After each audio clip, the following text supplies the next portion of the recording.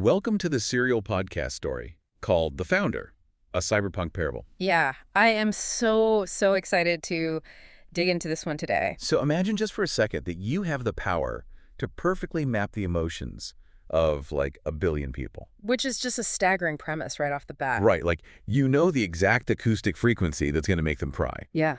Or, you know, the exact lyrical phrasing that will make them feel seen or buy something or, I mean, literally worship you. It's terrifying, really. It is. And if you possess that level of technological control over the human heart, are you creating the ultimate connection? Or, you know, have you just built the most isolating psychological trap in human history? And that tension right there, that's exactly what we're walking into today. Exactly. I'm so glad you're joining us for this deep dive into episode 2 of this universe. Me too, because we're exploring a world that it isn't just your generic, chrome-plated sci-fi future. No, not at all. It's this hyper-connected, neon-drenched reality where human emotions aren't just like subjective feelings you experience privately. Right. They're Mapped, quantified, and manipulated by these incredibly sophisticated algorithms just running invisibly in the background. And we are looking at a character who sits right at the absolute apex of this digital hierarchy, right? Scarlett Blake. Yes, Scarlett Blake. And before we really get into the weeds of her incredible rise and her absolutely catastrophic system crash, we need to understand who she is. We really do. Because Scarlett isn't just a celebrity, she isn't just an influencer. She's a pop icon genius who essentially rules the emotional bandwidth of the planet. Exactly. And to understand the depth of her eventual fall, and I mean, it is a devastating fall, we first have to examine the dizzying heights of her success. The completely synthesized heights. Right. She didn't just stumble into fame by, having a good voice or getting lucky on a trending feed. No. She engineered her ascent at a level that is almost terrifying to contemplate. So let's set the scene for you. Our source material opens in this flawless, climate-controlled, glass-walled penthouse high above the Silicon sector. You can just picture it, right? Oh, yeah. It's that sterile, high-altitude perfection where everything is just perfectly curated. Yeah, nothing is out of place. And Scarlett is sitting down for a major feature interview with a reporter named Marcus from Rolling Stone. And the resume she casually tosses around during this conversation is just, it's staggering. It really is. I mean, she's a biracial Korean-American who is breaking complex academic algorithms before she was even old enough to get a driver's license. Yeah, Stanford at 16. Right. And then at 21, she wins the Turing Award. Which, for those who might not know, the Turing Award is essentially the Nobel Prize of Computing. The absolute pinnacle. Yeah, the pinnacle of achievement in computer science. And she didn't win it for some abstract mathematical theorem either. No. She won it for creating something called the EQAI app. Which the source material spends a good amount of time on because it's crucial backstory. Totally. She designed this visual AI that interfaced directly with the optical implants and smart glasses of this era. Right. And its specific purpose was to help people on the autistic spectrum read, process, and translate complex human emotions in real time. It's such a fascinating origin point, honestly. Over 50 million people bought it globally. Wow. Yeah, it became the first true killer app for smart wearables. Yeah. And what's interesting is how she frames this to the reporter. She sits there in this penthouse projecting this perfectly cultivated, almost terrifyingly polite humility. Oh, the faux humility is wild. Right. She tells Marcus, I was just trying to build something useful, giving people on the autistic spectrum a visual AI to translate complex human emotions. It just felt like a puzzle that desperately needed solving. But of course, that level of computational output comes with a cost. Always. She hits this massive wall of burnout. The source notes she moves to South Korea for what she calls offline defragmentation. Just completely unplugging to piece her brain back together. Yeah. And while she's there, she somehow manages to accidentally completely rewrite the global music industry. I think we really need to push back on her use of the word accidentally here. Yeah, fair enough. That word is doing a lot of heavy lifting for her ego. What she actually does is merge her natural talent for singing with her unparalleled expertise in affective computing. Okay, so for the listener who isn't like a tech developer, yeah, how exactly is affective computing functioning in this context? Because it's not just auto-tune, right? Not at all. Affective computing is the study and development of systems that can recognize, interpret, and simulate human affects or emotions. Okay. So Scarlett takes this technology and weaponizes it for pop music. She drops a 10-genre hybrid K-pop album. 10 genres. Yeah, and it hits #1 globally in all 10 categories simultaneously. Rock, Latin, psytrance, cyberpunk, country, even Christian worship. She just sweeps the entire board. Completely. And here is where the mechanics of this universe get incredibly dark and also just fascinating. Oh, yeah. It's not just that the melodies are catchy. She actually tells the reporter her secret. Yeah, the analytics. Right. While people are listening to her music, she has algorithms monitoring the analytics coming back from their smartwatches, their earbuds, their biometric neural links. Which is insane. She is translating the real-time emotions of 1 billion listeners simultaneously. And then she feeds that data back into a generative AI. Wow. And that AI makes microscopic, real-time adjustments to the music as it's streaming. So it changes based on who is listening? Exactly. It might change a specific word choice for a listener in Tokyo to make it more melancholic, while shifting the acoustic frequency in São Paulo to trigger a higher dopamine release. That is just wow. She is optimizing the emotional response for every single cultural cluster on Earth, second by second. Which brings us to a really critical concept in this world, the radiant node. Yes. Now, I know a little bit about network topology, but how does the radiant node function in Scarlett's specific situation? Well, in network architecture, a node is simply a connection point, right? Like a device or a user on a larger network. Okay. But a radiant node is a central hub that broadcasts outwards to the entire network with disproportionate power. It dictates the flow of information. Got it. Scarlett has completely transcended being a musician. She's no longer just an artist releasing songs. She has become a central routing point for the global, what the story calls the culture-substrate. The culture-substrate. She is actively hacking the human nervous system on a planetary scale. And to his credit, Marcus, the Rolling Stone reporter, he actually calls her on this. He does. He doesn't just let it slide. He asks her directly, what do you say to people who accuse you of hacking other people's emotions for the sake of your own popularity metrics? It's great journalistic pushback. Yeah. But Scarlett's defense is just a masterclass in PR spin. She brushes it off with this terrifyingly polished answer about validating the beautiful theory that our emotional hardware is all just looking for resonant frequencies. She frames it as empathy. Exactly. The ultimate act of empathy. She claims she's giving people exactly what their biology is crying out for. I really want to dig into that defense for a second. Sure. Because it brings up an analogy that I've been kind of wrestling with since reading the source material. Let's hear it. Think about a theoretical genius chef. Okay. Right?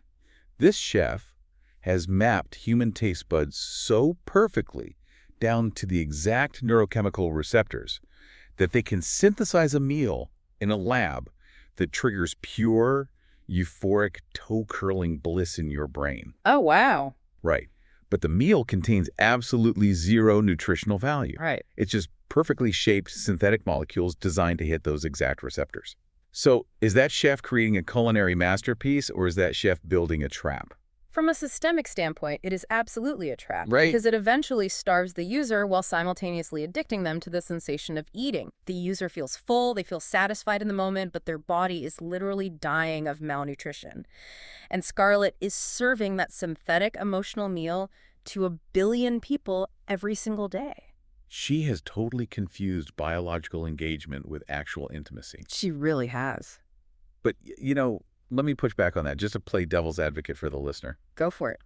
Because I think a lot of people would defend Scarlett here. If you were sitting in your room after a terrible breakup and you put on one of Scarlett's songs. Yeah. And that song, because it's been perfectly calibrated to your current biometric data, brings you to genuine cathartic tears. You feel that release. Right, you feel comforted. Does it really matter that a machine calculated the exact acoustic frequency to trigger that biological response? That's the big question. The tears falling down your face are real? The feeling of comfort is real? Does the computational math behind it invalidate your human experience? It's a brilliant question, and honestly, it is the exact justification Scarlett uses to sleep at night. But we have to look at the underlying architecture of what is actually happening. The distinction lies in the direction of the data flow. The direction of the data flow. What do you mean by that? Well, true art, in its purest analog form, is a dialogue. Right. It's an offering from the artist's vulnerable humanity to the listener's vulnerable humanity. Okay, I'm with you. The artist risks something. They bleed onto the page, and the listener resonates with that shared human frailty. Okay, I follow that. So how is Scarlett's model different from that? Because what Scarlett is doing is entirely unidirectional and extractive. Unidirectional? Yeah, she isn't offering her own vulnerability. She is extracting biometric data from you, processing it through an algorithm, and feeding you back a mirrored stimulus specifically designed to increase her own engagement metrics. Oh, wow. She doesn't feel your pain. She just knows exactly how to monetize it. It's an extraction economy disguised as empathy. An extraction economy disguised as empathy. Wow, that perfectly captures the insidious nature of it. It really does. Because you think you are connecting with an artist who understands you, but you're really just interacting with a highly optimized mirror that is slowly draining your attention. Exactly. And you really see the sheer blinding arrogance of this when Marcus compares her to the Beatles in the interview. Oh, that moment. Yes. He notes that the Beatles held the top 5 spots on the Billboard charts in 1964, and Scarlett just gently, almost condescendingly, dismisses the entire analog era. She literally tells him, we aren't just broadcasting songs on the radio anymore. We're interfacing with billions of minds simultaneously. Just writing off the Beatles. Yeah. She views the past not as a foundation, but as this primitive, low-bandwidth beta test of what she is currently doing. And then the interview wraps up with Marcus and his crew setting up a volumetric capture holo shoot. Right. Which means they aren't just taking photos for a magazine cover. They are capturing her in perfect, high-fidelity 3D resolution so they can project her avatar directly into readers' living rooms. Which is a vital detail to remember. She is expanding her territory. She wants to be in the room. Yes. She isn't content with just dominating the auditory domain inside people's earbuds. She's moving into physical space. She wants to be a towering, luminous presence right there with you. Which raises a massive psychological question for us to consider. Absolutely. What does all of this do to a person's soul? I mean, if your entire internal system is optimized exclusively for broadcasting your own perfection, yeah, you eventually lose the hardware required to receive anything from anyone else. You do. And that theoretical problem becomes a very messy, very analog reality almost immediately in our source material. It does. The narrative structure here is incredibly deliberate. We move straight from that sterile, high-altitude, deeply controlled perfection of the penthouse down into the warm, chaotic, unpredictable reality of a 21st birthday party. Yeah, the contrast is huge. That's so huge. It's the birthday of a character named Amelia. Uh-huh. And Amelia is Scarlett's best friend. Actually, as the text makes painfully clear, she is Scarlett's only real friend. Right. Amelia is hosting this party in a downtown loft. And the contrast is just striking. So different from the penthouse. It's a modest, intimate gathering. There are vintage speakers playing music, real paper streamers taped to the walls. Yeah. People are holding plastic cups, laughing, bumping into each other. It's messy. It's gloriously analog. Notice how the environment is described there. The text goes out of its way to highlight the analog, warm lighting, and the physical textures. Definitely. This is an environment built for genuine peer-to-peer connection. This is a local network. People sharing physical space. Exactly. Occupying the same physical space, sharing real-time, unedited experiences. And then the elevator doors open, and Scarlett steps out. And she is still completely vibrating with the adrenaline of her own godhood from that interview. She is not downshifted at all. The problem is that Scarlett has become so accustomed to being the central hub of a global network that she literally doesn't know how to function as a regular node in a local network anymore. It's so sad. She feels out of place for a microsecond. And in that microsecond of insecurity, her ego violently asserts its programming. It's agonizing to read. I mean, she doesn't even say a proper human hello. Oh. She just glides across the room, gives Amelia this highly practiced, camera-ready embrace, and immediately starts data dumping about her Rolling Stone interview metrics. It's all about the metrics. And before Amelia can even process what is happening, Scarlett does the unthinkable. Yeah. She uses her neural link to bypass the local network controls of Amelia's loft. And she projects her massive, towering, high-definition holographic interview right into the center of the party. She overwrites the physical space. Just completely overwrites it. It's an act of digital violence, really. Yeah. The brilliant cerulean blue light of her high-def avatar instantly drowns out the warm analog lighting of the room. And the sound, too. Yeah, her synthesized, perfectly modulated voice drowns out the vintage speakers. She turns a celebration of her best friend's life into a glowing shrine to her own analytics. It's horrible. It is the narcissistic feedback loop in full execution. She simply cannot tolerate an environment where she is not the radiant center. It's like, okay, imagine you're at a tiny, intimate, acoustic coffee house, right? Okay. Someone is playing a beautiful, quiet song on a wooden guitar, and then someone else walks in and unloads a stadium-grade million-watt sound system right next to the stage and hits play on their own track. Just blows them away. Right. You might think you're bringing the gift of high-fidelity audio to the room, but the sheer overwhelming volume of your ego just destroys the delicate analog connection that the room was built for. You literally blow out the windows. That is a perfect way to visualize it. Scarlett's bandwidth is so massive that it crushes the delicate local signal. Yeah. And the tragedy is she doesn't even realize she's doing it. No, she thinks she's gracing them with her presence. She really does. And because the other guests at this party are largely from the Silicon Sector culture, they just feed the loop. They swarm her. Yeah, taking pictures. Their optical implants start flashing as they take holo selfies. Scarlett is holding court, perfectly in her element, completely ignoring Amelia. And Amelia is just left standing alone by the punch bowl in her glittering birthday dress, entirely erased from her own party. Just erased. And then comes the line that triggers the collapse of the entire system. Oh, man.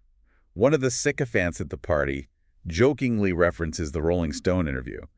They ask Scarlett if she's bigger than the Beatles. Right. And since the Beatles famously claimed they were bigger than the Logos, which in this universe is the title for Jesus, this partygoer asks, does that mean Scarlett is bigger than the Logos? And she doesn't shut it down. She doesn't. She doesn't correct them. She offers this crystalline, perfectly modulated laugh, smirks, and says, I guess so. It is the absolute peak of human hubris, and it's the exact moment Amelia has finally had enough. Yes. She walks over to the breaker panel and physically cuts the power to the loft. The giant blue avatar violently vanishes. Her room goes pitch dark. The music dies.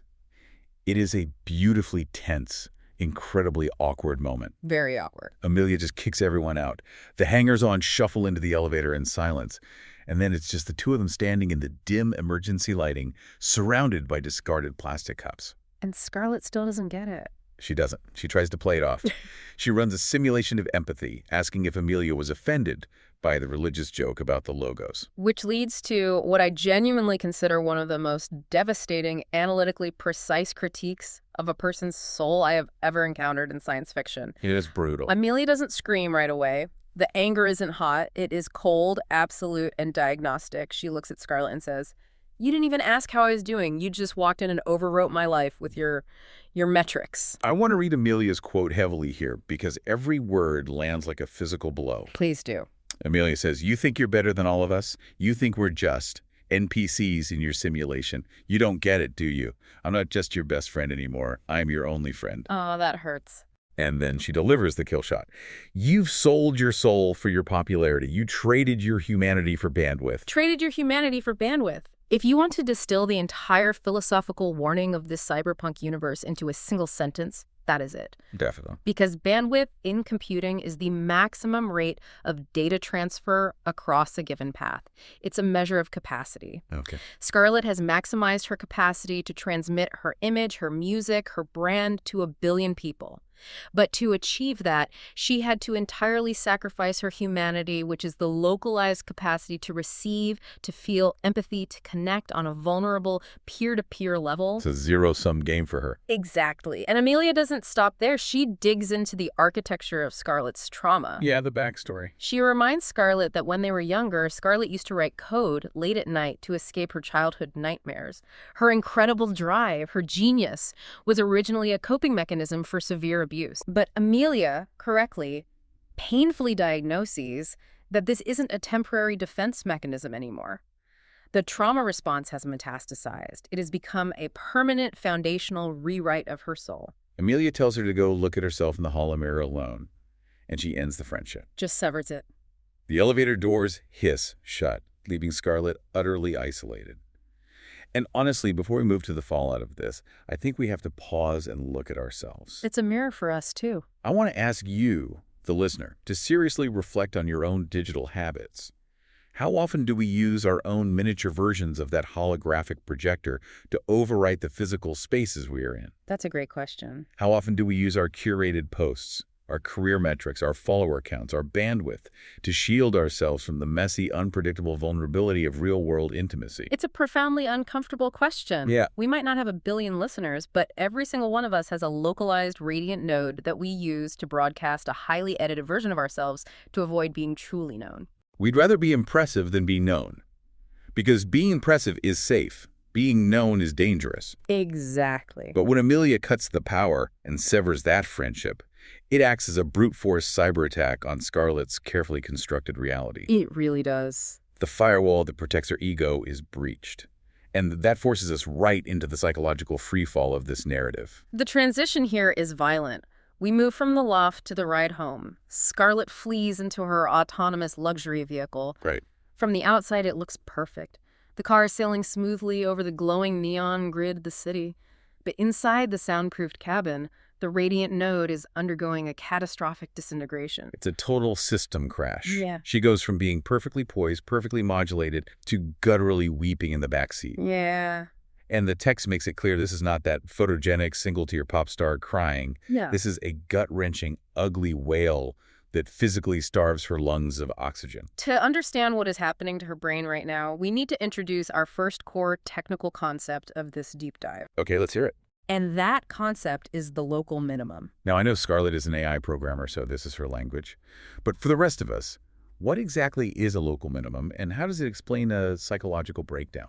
Well, in the field of machine learning and optimization algorithms, the goal of an algorithm is often to find the lowest possible value of a function, the point of least error, or the optimal solution. Okay. Imagine a mathematical landscape filled with hills and valleys, and you drop a ball onto this landscape. Gravity pulls the ball down. The algorithm is trying to find the absolute deepest valley on the entire map. That true absolute bottom is called the global minimum. The ultimate solution. Right. But the landscape is incredibly complex. Sometimes the ball rolls down into a small crater on the side of a massive mountain. It reaches the bottom of that specific crater. So it stops there. Exactly. To the algorithm, it looks like it has found the solution because any direction it moves from that point goes uphill. Oh, I see. It is trapped in a valley, but it's the wrong valley. That is a local minimum. The system gets stuck there. It cannot optimize its way out because escaping requires a massive surge of energy to climb over the lip of the crater, and the algorithm is designed to only go down. Wow. Okay, so translate that into Scarlett's emotional state in the back of this car. Scarlett's highly optimized cognitive architecture, the survival algorithms that carried her from a traumatized, abused child all the way to the Turing Award and global pop stardom have locked up. They're stuck. Yes. For years, her algorithm told her, if I gain more bandwidth, if I control more people, I will find the global minimum. I will find peace. Right. But Amelia just showed her the map. Amelia showed her that she hasn't found peace. She has just driven herself into a deep, isolating crater of narcissism. So she's trapped. Scarlett has crashed into this local minimum. She is trapped in a pit of self-loathing, and her survival algorithms have run out. She cannot optimize her way out of the shame of what she just did to her only friend. That is a brilliant way to understand trauma. You think you're solving the problem, but you're just optimizing yourself for a smaller and smaller prison. Exactly. And the censoring details the author uses to describe this trap are so visceral. You have the neon grid sliding by outside the windows, perfectly orderly, perfectly bright. Yeah. Contrast that with the suffocating silence inside the acoustic dampeners of the cabin. She's screaming at the top of her lungs, but the luxury car is designed to swallow the sound. It's a physical manifestation of her isolation. And because the psychological pain is too high for her system to process, she begins to experience severe dissociation. Yes. Her system starts to physically detach from the biological substrate. The text notes she looks down at her own hands, and the geometry of her fingers feels foreign to her, like they belong to someone else. It's terrifying. And there's this terrifying detail. A whispering static starts creeping into her mind. It's described as a corroded audio file sliding through her cortex, constantly repeating, "You're not real, you're not real." Which is the ultimate terror for someone who has built their entire life on digital projection. If she is nothing but an avatar, then when the power is cut, she ceases to exist. So what does she do? The smartest woman in the world. The master of emotional code. The billionaire who has 1 billion people mapped. What does she do? She violently grabs her own hair with both hands, and she pulls. She pulls so hard it brings tears to her eyes. Yeah. And the narration tells us exactly why she does this. She thinks to herself, the pain is the only unedited data I have left. Unedited data, that is such a profoundly tragic realization. It really is. Her entire life, her voice, her face, her relationships is heavily edited, filtered, and optimized by AI. She has completely lost touch with base reality. Yeah. Physical pain is the only signal that hasn't been run through an algorithm.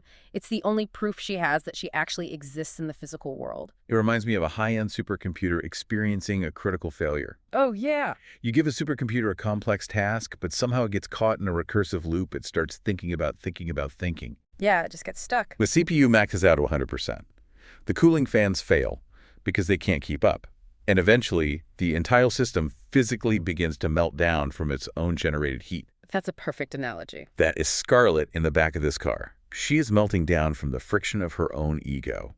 And the final blow to her system comes when she replays Amelia's words in her head.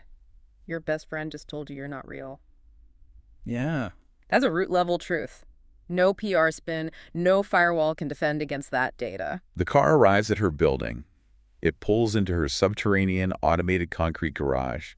The doors slide open, and Scarlett literally throws herself out of the cabin onto the cold, polished concrete and violently vomits. It's rock bottom. Her custom designer clothes are dragging in her own bile. It's absolute zero. She won't even lift her head to look at the chrome bumper of her car because she knows, with absolute certainty, that if she sees her own reflection right now, her mind will physically shatter. This is the true death of the ego. Curled in the fetal position on the concrete, stripped of all her bandwidth, she sends a blind ping into the dark. She chokes out the words, whispering into the empty garage, "Found her. If any of it is real, either kill me or help me." In system architecture, when a fatal corruption occurs deep within the kernel, the core of the operating system, standard troubleshooting programs won't work. You can't just restart it. No, you can't just restart the app. Sometimes a complete formatting wipe is the only solution. You have to surrender root access to an external administrator. Wow. Scarlett's surrender of her root access in that garage is what clears the bandwidth for the impossible download that happens next. And what happens next still gives me chills just thinking about it. It's incredible. She is lying there in the dark, fully expecting the universe's deleter bot to wipe her file from existence. She asks to be killed or helped, and she assumes deletion is the only logical answer. But instead, the oppressive darkness of this automated concrete garage is pierced by light. And it's not the overhead fluorescent LEDs flickering on. It is a heavy, vibrating golden light. The angel Veritas appears, and the text makes a very specific, deliberate choice here regarding the aesthetics of the divine. How so? Veritas does not manifest as a comforting, soft-focus hologram. She doesn't appear as a gentle illusion offering empty platitudes about self-love. Right. Veritas appears in terrifying, mathematically perfect, high-frequency architecture. What does that signify in the context of this world? It signifies the unyielding, objective authority of the source code. This isn't a therapy session where Scarlett gets to negotiate her truth. This is a kernel-level intervention. Kernel-level intervention. Yeah. Veritas represents absolute reality entering a space that has been corrupted by simulation. Veritas kneels down in the mess. Yeah. Right in the bile, the ruined clothes, and the ruin of Scarlett's life. The angel presses fingers of solid, vibrating light against Scarlett's forehead.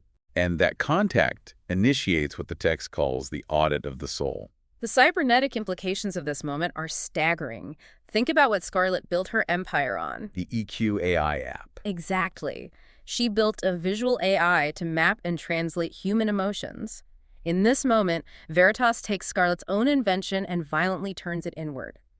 The angel says to her, "Look at the network you have built." And Scarlett doesn't just see a spreadsheet of her mistakes.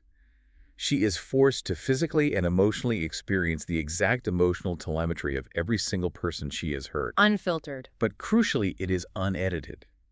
And she feels it from their perspective. It's forced empathy at the absolute highest bandwidth. She feels the crushing, hollow betrayal in Amelia's chest from an hour ago in the loft. She feels the localized, quiet despair of the friends and colleagues she casually threw away when their metrics no longer served her assent. And then the scale of the audit expands. It goes from the micro network of her personal life to the macro network of her global influence. Yeah. The text says she is forced to feel the hollow, agonizing inadequacy of millions of young girls around the globe. That's heartbreaking. Girls who are starving themselves, who look in the mirror and hate their own reflections because they can never match the highly edited, impossible standard of the radiant node that Scarlett programmed them to worship. That is just a localized hell. The sheer volume of that suffering hitting one human nervous system at the same time. It's unimaginable. I have to stop and ask a chilling question here. I want you, listening to this right now, to imagine this happening to you. Oh, boy. If you had your own empathetic AI turn violently inward, if you had to physically feel every ounce of pain, every slight, every moment of arrogance, every casual cruelty you've ever inflicted on others, completely unedited and all at once, would your mind survive that audit? From a purely psychological standpoint, almost certainly not. The human ego has a built-in buffering capacity. It's a survival mechanism. Right. We project ourselves. We rationalize our behavior, we defend ourselves, we minimize our impact on others to protect our fragile self-concept. The story refers to this buffering as the beast protocol's vanity. Okay. The audit of the soul completely removes the buffer.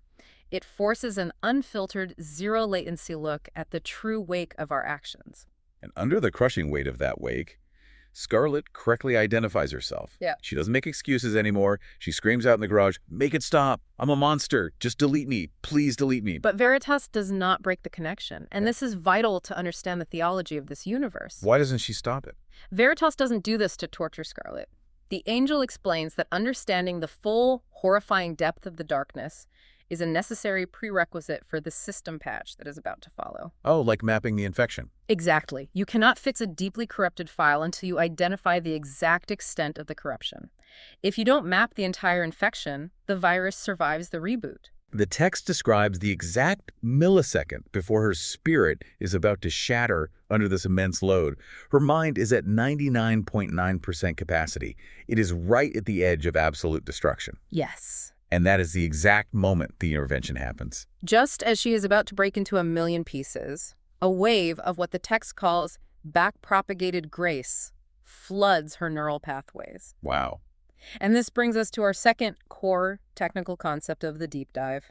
This is where the story brilliantly fuses advanced machine learning concepts with profound theological truths. Okay, we need to spend some real time on this because backpropagation is a word thrown around in AI tech news all the time today, but most people don't actually know what it means. Let's break it down. Wait on me.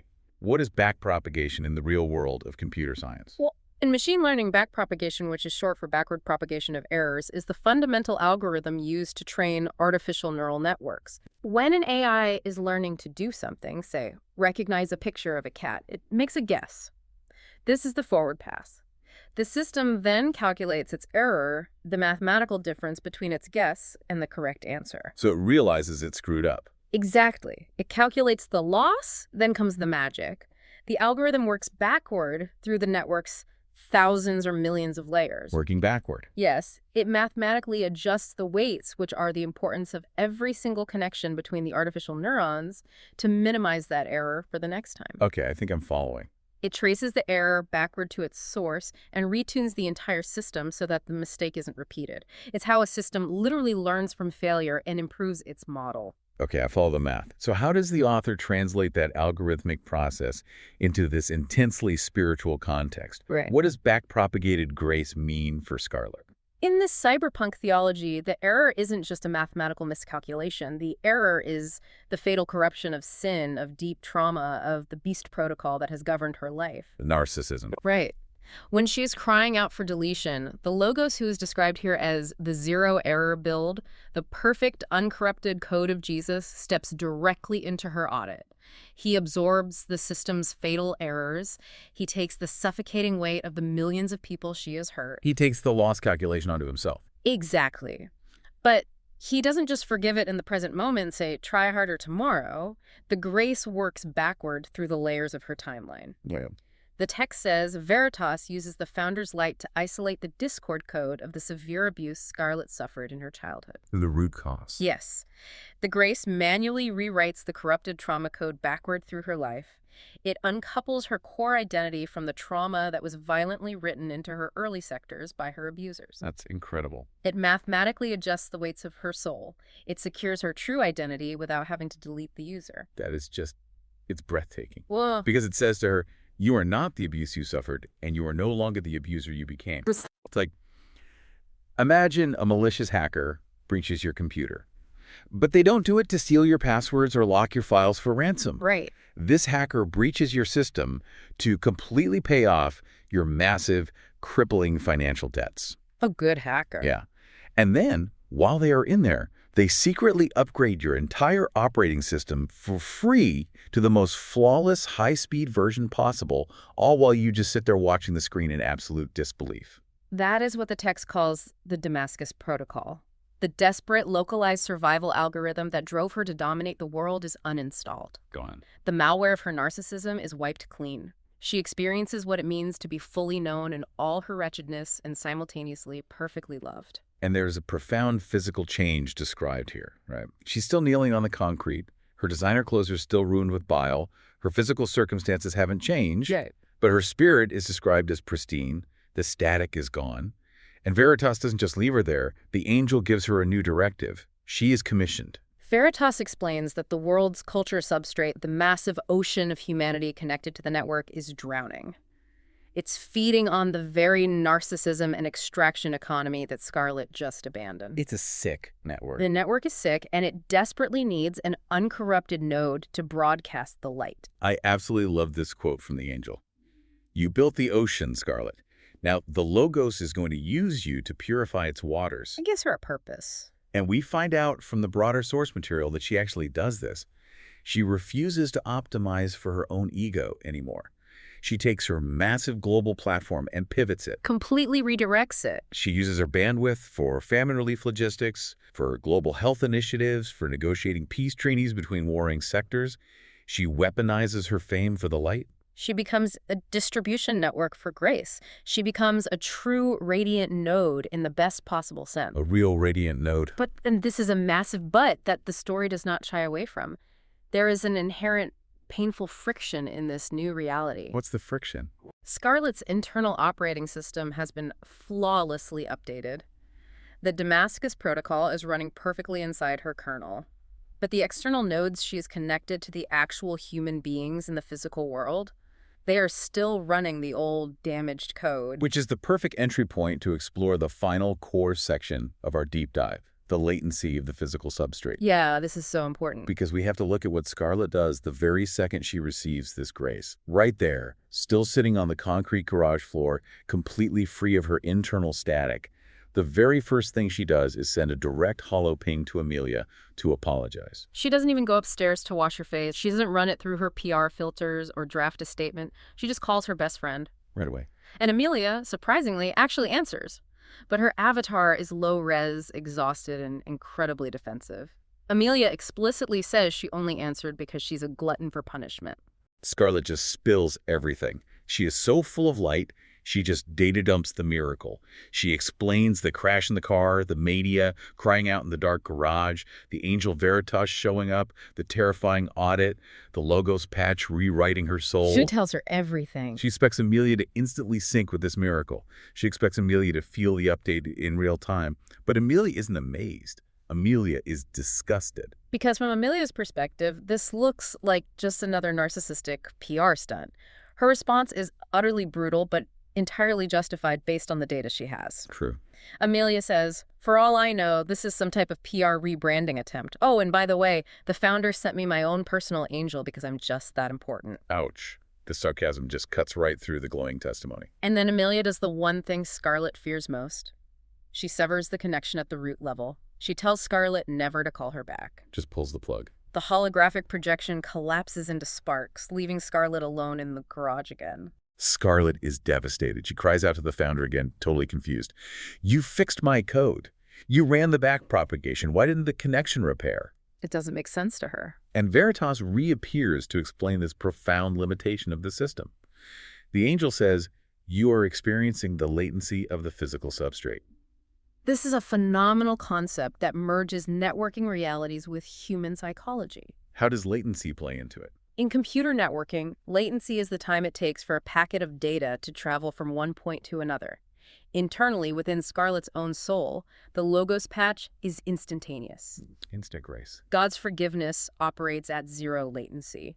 But the great architecture of the physical universe operates on a fundamental, unbending law, the protocol of free will. Veritas points out that Amelia have a highly sophisticated emotional firewall built specifically to protect herself from Scarlett's toxic bandwidth. And honestly, Amelia has every right to have that firewall up. Scarlett spent years proving she was dangerous. Exactly. You cannot hack a human heart. You cannot force a network sync without respecting the damage you've caused to the other node over years of abuse. You can't just bypass the firewall. Veritas also gently but firmly critiques Scarlett's frantic apology. The angel points out the metadata of the broadcast. Think about the words Scarlett used. That was all about her. The apology was still centered entirely on herself. My experience, my crash, my angel, my transformation. Yes. To a victim of severe narcissism, a dramatic, sudden religious conversion can sound exactly like another ego loop. It sounds like the abuser has just found a new, holier way to make everything about them. That is so profoundly true. How many times have we seen this in our own culture? All the time. We watch a public figure have a massive destructive downfall, and then 2 months later they release a highly publicized book or video about their spiritual awakening. Right. And to the public, and especially to their victims, it just feels like another manipulation tactic. It feels like they are using grace to bypass accountability. Because words are incredibly cheap in a low-latency digital environment. Anyone can post an apology. Give me one. Veritas gives Scarlett a vital instruction here, and it's the thesis for how she must live her new life. You don't broadcast your upgrade with words. You prove it by running the new code. You bear the metrics of the Spirit. The metrics of the Spirit: patience, kindness, humility, endurance, waiting in the latency. Waiting in the latency. Accepting the rejection from Amelia without retaliating, without trying to hack her firewall. I really want to connect this back to you, the listener, as we process all of this. Mm-hmm. We live in a digital era where we expect instant software updates. We expect zero latency communication. Instant gratification. If a web page takes 3 seconds to load, we lose our minds and refresh the browser. So why do we get so deeply frustrated when the analog biological process of human forgiveness takes time to buffer? Because we desperately want the psychological relief of being forgiven by others as quickly as we can download a file. We want the discomfort to end. Yeah. But the physical substrate, human biology, human memory, human trust, operates on a much, much slower clock speed than a silicon processor. Trust cannot be downloaded. It has to be built drop by drop, action by action, over time. Think of it like this.